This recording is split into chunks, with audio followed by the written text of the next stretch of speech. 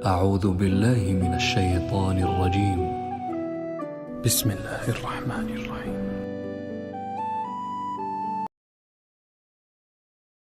سے مبارکہ کی روشنی میں شب برات کی کیا اہمیت ہے؟ کیا اس رات کی عبادت ٹھیک ہے؟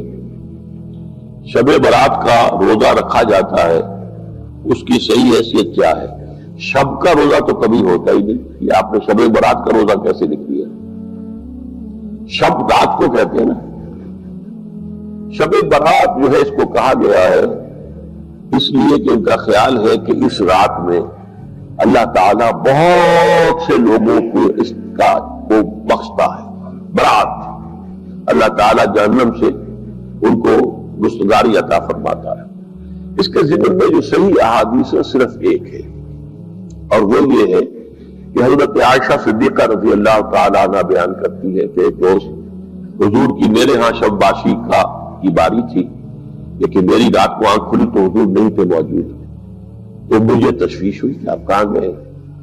تو میں ڈھونڈتی ہوئی وہ یا کسی اور کو آپ نے بھیجا، بہرحال مجھے پوری تفصیل یاد نہیں ہے، تو معلوم ہوا کہ آپ جنت البقیع میں گئے ہوئے ہیں، وہاں پر استغفار کر رہے ہیں اللہ سے، اور تمام جو بھی وہاں پر مردے دفن ہیں ان کے لیے مغفرت کی دعا کر رہے ہیں۔ بس یہ ثابت ہے۔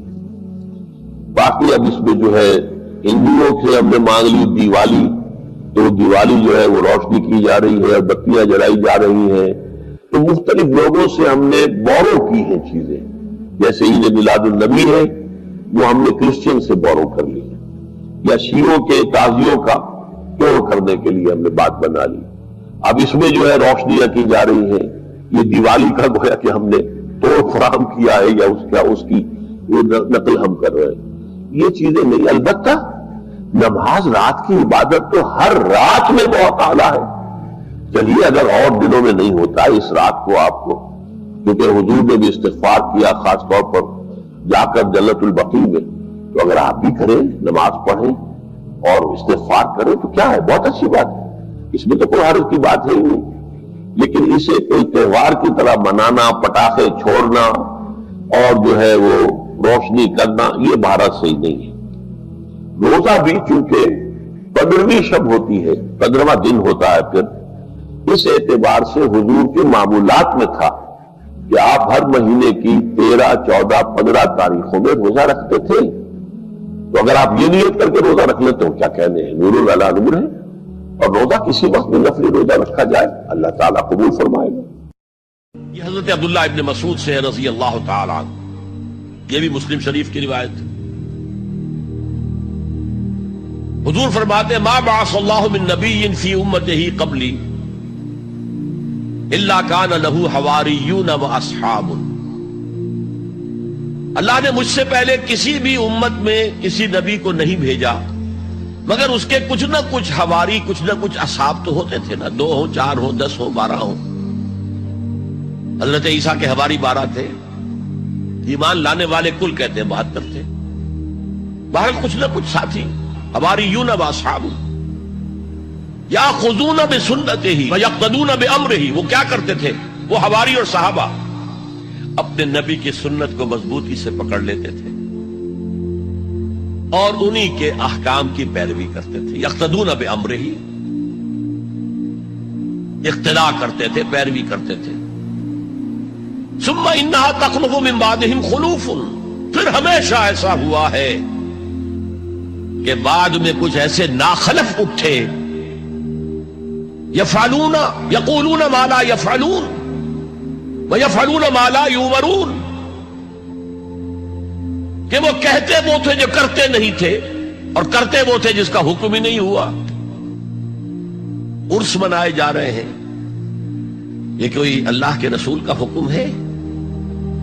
کیا رسول کے صحابہ کا عمل ہے؟ کیا حضور کا عرس منایا گیا؟ عید میلاد النبی ایک نئی عید ہو گئی ہے، کیا اس کا حکم دیا محمد رسول اللہ نے؟ یفعلون ما لا یؤمرون، وہ اپنی ہی ایجاد کردہ روایات ہیں، اپنی ہی ایجاد کردہ بدعات ہیں، اپنی ہی ایجاد کردہ رسومات ہیں، ان پر لگے ہوئے اور دعوے کرتے ہیں اللہ سے محبت، رسول کے عشق کے۔ جبکہ ان کے عمل میں نہ اللہ کی اطاعت ہے نہ رسول کا اتباع ہے۔ اب جب ایسی صورت پیدا ہو جائے تو کیا کریں؟ فمن جاہدہم بیدہ فہو مومن، تو جو مسلمان بھی ان کے خلاف جہاد کرے گا اپنے ہاتھ سے، اپنی طاقت سے، وہ مومن ہوگا۔ ومن جاہدہ بلسانہ فہو مومن، اور جو ان کے خلاف جہاد کرے گا اپنی زبان سے، وہ بھی مومن ہوگا۔ وہی 3 درجے۔ ومن جاہدہم بقلبہ فہو مومن، دل سے نفرت رکھ کر۔ تو اصل ملک کی صورت میں حضرت جبرائیل کو حضور نے اس وقت دیکھا، اور ایک دیکھا ہے پھر عند سدرۃ المنتہا، شب معراج میں، جب ساتھ آئے ہیں لے جانے کے لیے انسانی شکل میں تھے۔ کوئی سواری بھی ایسی تھی جس کو کہ براق کہا جاتا ہے، وہ بھی محسوس شے تھی، لیکن یہ کہ جہاں انہوں نے کہا 7ویں آسمان پہ جا کر کہ بس اب آگے میری گنجائش، اب آگے آپ کو اکیلے جانا ہے، اس سے آگے اگر میں گزرا میرے پر جل جائیں گے، بے سوز تجلا بے سوز پرم، اگر یکسر منہ برتر پرم، اگر میں نے اب اس سے آگے ایک بال برابر بھی میں آگے بڑھا تو میرے پر جل جائیں گے، اب آگے آپ کا کام۔ اس وقت بھی وہ ان کی اصل شکل میں ظاہر ہوئی حضرت جبرائیل علیہ السلام۔ یہ بات اس لیے ضروری ہے کہ جیسے محدثین جو ہیں وہ اس کی تحقیق کرتے ہیں کہ حضور سے کس نے سنا، اس سے جو روایت کر رہا ہے کہ میں نے اس صحابی سے سنا جو تابعی ہے، آیا ان کی ملاقات بھی ثابت ہے کہ نہیں؟ تابعین کے طبقے کا ایک شخص وہ ہے کہ جس کی عمر ابھی 6 برس کی تھی کہ وہ صحابی فوت بھی ہو گئے، اور وہ کہہ رہا ہے میں نے ان سے سنا، تو پھر وہ حدیث جو ہے محدثین اس کو قبول نہیں کریں گے۔ وہ دیکھتے ہیں کہ لنک جو ہے مضبوط ہونا چاہیے۔ روایت ہے نا، ان فلاں ان فلاں ان فلاں، حضور سے فلاں صحابی نے سنا، اس نے سنا، اس تابعی نے سنا، یہ لنک جو ہے یہ ملاقات ثابت ہونی چاہیے۔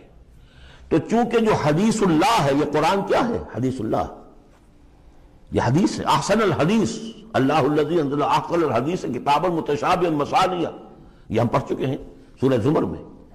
اس حدیث کا یہ حدیث اللہ، اللہ سے کس نے سنا؟ جبرائیل نے۔ جبرائیل سے کس نے سنا؟ محمد نے۔ تو ان کی ملاقات ثابت ہے۔ اصل ملکی شکل میں حضرت جبرائیل کا دیکھا جانا اس اعتبار سے بہت اہم ہے، اس لنک کو اسٹیبلش کرنے کے لیے اس کو یہاں پہ بیان کیا جا رہا ہے۔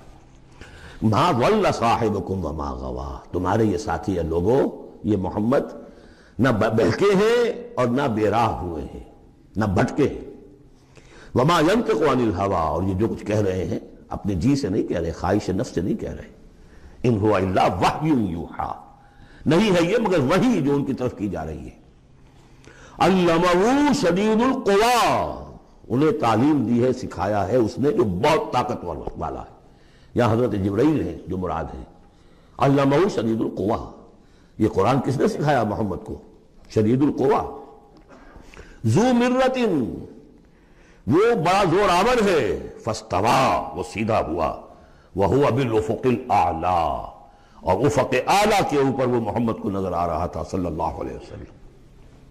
ثم دنا فتدلی، پھر ذرا نیچے کو لٹکا، قریب آیا، فکان قاب قوسین او ادنی، اور پھر وہ اتنے قریب آ گیا کہ جیسے 2 کمانوں کا فاصلہ ہو یا اس سے بھی قریب۔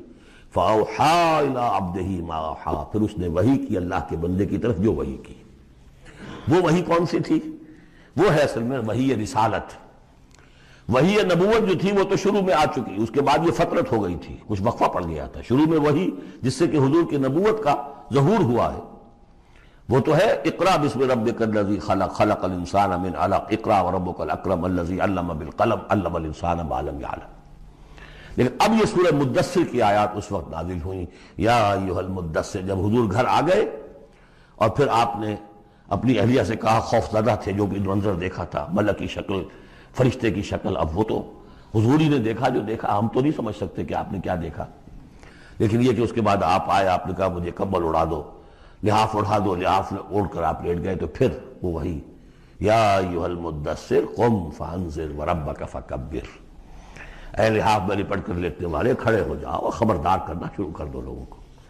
اور تمہاری اس دعوت کا نقطۂ آغاز تو انذار ہے، اور اس کا ہدف دنیا میں تکبیر رب ہے، رب کو بڑا کرو، اس کی بڑائی منواؤ، اس کی بڑائی نافذ کرو۔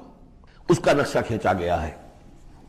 علمہ شدید القوی ذو مرۃ فاستوی وہو بالافق الاعلی ثم دنا فتدلی فکان قاب قوسین او ادنی فاوحی الی عبدہ ما اوحی ما کذب الفؤاد ما رأی۔ جو کچھ انہوں نے دیکھا ان کے دل و دماغ نے اسے جھٹلایا نہیں، یہ نہیں کہا کہ نہیں یہ کیا ہے۔ دیکھیے ایسا ہوتا ہے کہ کوئی غیر معمولی سی بات آپ دیکھیں تو ایک شخص ہو جاتا ہے میں خواب دیکھ رہا ہوں یا حقیقت دیکھ رہا ہوں۔ آنچی نہیں بیریم بے بیداریس تو یارم یا بے خواب، اے اللہ جو میں دیکھ رہا ہوں یا ہم دیکھ رہے ہیں یہ بیداری میں دیکھ رہے ہیں یہ خواب میں دیکھ رہے ہیں، وہ غیر متوقع چیز۔ لیکن نبی کو کوئی شک نہیں ہوا، ما کذب الفؤاد ما رأی، یکسوئی کے ساتھ دل و دماغ اور جو بھی آپ کی آنکھ دیکھ رہی تھی ان میں کوئی کانفلکٹ نہیں تھا۔ ما کذب الفؤاد ما رأی فتمارونہ علی ما یری، تو کیا تم اس سے جھگڑتے ہو اس چیز پر کہ جسے وہ دیکھ رہا ہے؟ اقبال نے کہا نا کہ قلندر ہرچے گوید دی نہ گوید، جو شخص اپنا دیکھی ہوئی چیز بیان کر رہا ہے تم اس سے جھگڑ رہے ہو، تمہارے لیے تو وہ ایک غیب کی خبر ہے، اس نے تو دیکھا ہے۔ افتمارونہ علی ما یری وَلَقَدْ رَآهُ نَزْلَةً أُخْرَىٰ، اس نے تو ایک مرتبہ اور بھی دیکھا۔ کہاں دیکھا؟ عند سدرۃ المنتہیٰ، شب معراج میں سدرۃ المنتہیٰ۔ کوئی بیری کا درخت ہے، وہ کیسی بیری ہے؟ ساتویں آسمان کی بیری، وہ آخری حد ہے، مخلوق کوئی اس سے آگے نہیں جا سکتی۔ اس سدرۃ المنتہیٰ، منتہا نہایت، حد، جہاں کی حد ہو گئی، وہاں تک حضور پہنچے ہیں سدرۃ المنتہیٰ تک۔ اندہا جنت الماوا، اور سب سے اونچی جو جنت ہوگی جنت الماوا، وہ اس کے قریب ہی ہے، وہ بھی ساتویں آسمان پر ہے۔ یہ تو درجہ بدرجہ ترقی ہوتی جائے گی نا، پہلی ضیافت جو ہے، پہلی نزل جو ہے وہ تو اسی زمین پر ہو جائے گی، پھر جو ترقی ہوگی اپنے اپنے مدارج، اپنے اپنے مراتب، اپنے اپنے مقامات، اپنے اپنے ایمان کی گہرائی، اپنے اپنے اعمال صالحہ، اپنا اپنا انفاق مال و جان، اس کے حوالے سے درجے ہوں گے۔ اندہا جنت الماوا اذ یغشی السدرۃ ما یغشی، جبکہ ڈھانپے ہوئے تھا اس بیری کو جو ڈھانپے ہوئے تھا۔ اب تمہیں کیا بتائیں کیا ڈھانپے ہوئے تھا، تم نہیں سمجھ سکتے۔ دیکھیں کس طریقے سے اذ یغشی السدرۃ، کوئی انوار الہیہ کا کوئی ایسا نزول ہے وہاں جو زبان سے ادا نہیں ہو سکتا، کوئی الفاظ نہیں ہے کہ جو ان کی تعبیر کر سکے، اس پر انوار الہیہ کا کوئی نزول ہے۔ اذ یغشی السدرۃ ما یغشی، جبکہ چھایا ہوا تھا اس بیری کے اوپر جو چھایا ہوا تھا، جبکہ ڈھانپا ہوا تھا اس بیری کو جس نے ڈھانکا ہوا تھا۔ ما زاغ البصر وما طغی، نبی کی آنکھ اس وقت نہ کج ہوئی نہ حد سے بڑھی۔ یہ دو انتہائیں ہوتی ہیں، ایک تو یہ کہ آپ کسی انٹینس لائٹ کو فیس نہ کر سکے تو نگاہ ہٹائیں گے آپ، یا جھپک لیں گے، فیس نہیں کر سکتے اگر آپ میں ہمت نہیں، استعداد نہیں ہے۔ نبی کا ظرف اتنا تھا کہ ان انوار الہیہ کا براہ راست مشاہدہ کیا ہے، اور نگاہ آپ کو ادھر ادھر کرنے کی ضرورت پیش نہیں آئی۔ لیکن طغا ایک حد ادب بھی ہوتا ہے جس سے آگے انسان کو نہیں جانا چاہیے۔ نگاہ جو ہے اس نے بے ادبی کی روش بھی اختیار نہ کی۔ علامہ اقبال نے، واقعہ یہ کہ اس آیت کو میں نے سمجھا علامہ اقبال کے ایک شعر سے، اور اکثر و بیشتر لوگ نہیں سمجھ سکے اس آیت کو۔ ذوق و شوق کے نام سے جو ان کی نظم ہے بال جبریل میں، وہ میرے نزدیک ان کے شاعرانہ جو ان کی استعداد ہے اس میں بلند ترین نظم ہے وہ، جہاں تک پیغام ان کا جو ہے امت مسلمہ کے لیے، اس کے لیے ابلیس کی مجلس شورا، وہ کلائمیکس ہے، اور وہ ہے بھی ان کے آخری زمانے کی نظم ہے، سن 36 میں انہوں نے کہی ہے۔ اس کے بعد تو بیماری اتنے رہے ہیں، بہت کم اشعار کہے، لیکن اس میں ذوق و شوق میں ایک شعر ہے: عین وصال میں مجھے حوصلہ نظر نہ تھا، عین وصال میں مجھے حوصلہ نظر نہ تھا، گرچہ بہانہ جو رہی میری نگاہ بے ادب، میری نگاہ بے ادب بہانہ تلاش کرتی رہی کہ میں مشاہدہ براہ راست کروں، حالانکہ عین وصال ہے اس وقت، لیکن یہ کہ میرے اندر حوصلہ نہ تھا کہ میں حسن کا براہ راست مشاہدہ کر سکوں۔ عین وصال میں مجھے حوصلہ نظر نہ تھا، گرچہ بہانہ جو رہی میری نگاہ بے ادب.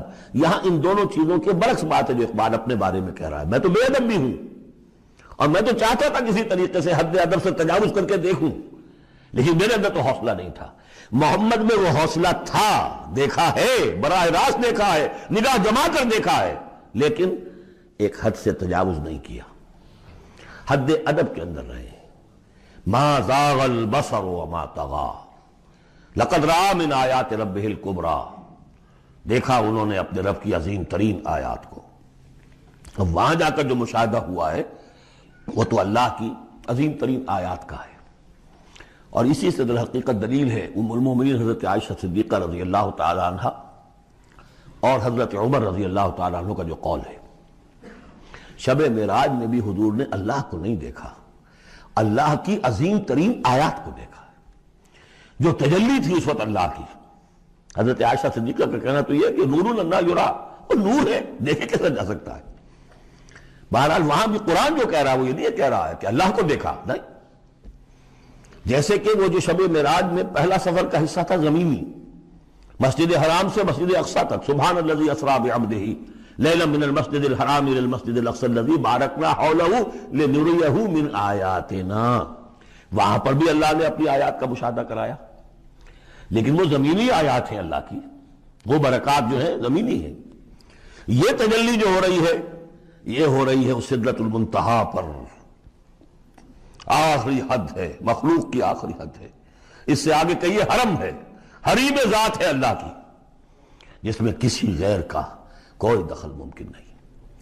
اس حد پر جا کر جو وہاں تجلیات باری تعالیٰ تھے ان کا مشاہدہ کیا ہے. لقد رأى من آیات ربہ الکبریٰ.